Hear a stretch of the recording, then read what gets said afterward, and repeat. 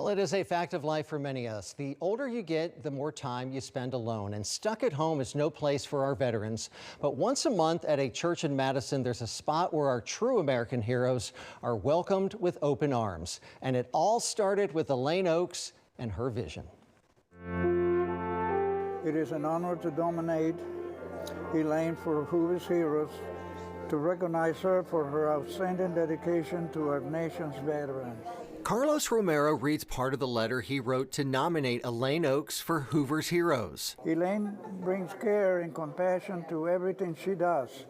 Veterans are always greeted with dignity and respect they deserve. Elaine helped start Honoring Veterans Legacies 10 years ago, a group that meets once a month at Hope Church in Madison and serves veterans across North Alabama.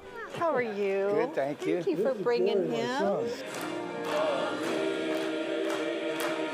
What we've found is that getting together is so much fun for them. It's an outing for them, and it's an outing among people who understand what they have been through. Elaine says she came to fully understand and appreciate what veterans like her grandfather have been through when he had moved to Alabama to be closer to family 10 years ago. And he started talking about how he was a World War II veteran, and he was a Pearl Harbor survivor. And we had never heard these stories. Those stories spurred a desire to travel with her granddad to the places America went to war, like Normandy, where so many Americans who fought and died in World War II are buried. When we were there, German people came up and were thanking our veterans. And I just hadn't even thought about it from their standpoint. And so just how appreciative they are, and we don't hold a candle to that. They also visited cities like Washington, D.C., where memorials remind us of the sacrifices of so many. Elaine says that special time with her granddad, hearing those stories, inspired something in her heart. It's then that I realized that when somebody does sign up for the military, they are writing a blank check up to and including their life. And I said, how can I not, honor these men and women?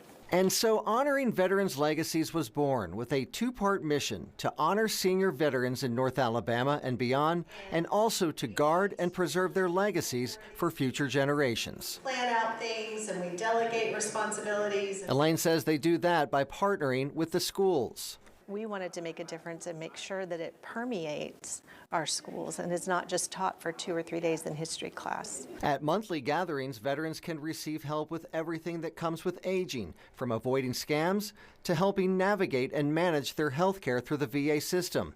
And then there's the camaraderie component. Sometimes they'll talk about areas they were in combat, perhaps, or just other things about being in the military that somebody outside of the military just wouldn't understand.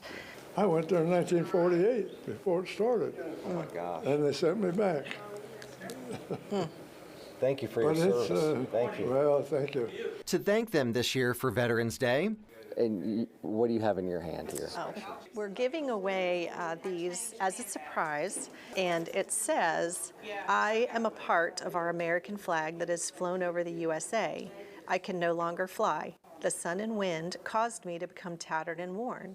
Please carry me as a reminder that you are not forgotten. And there's stars from flags that can't be flown anymore. A small token of gratitude. Yet another example that shows Elaine isn't just running a program here. She's created a family. One of these veterans nominated you. I know. And I said, please, I'm not the hero. You guys are the heroes. And I try to make them feel that way every time.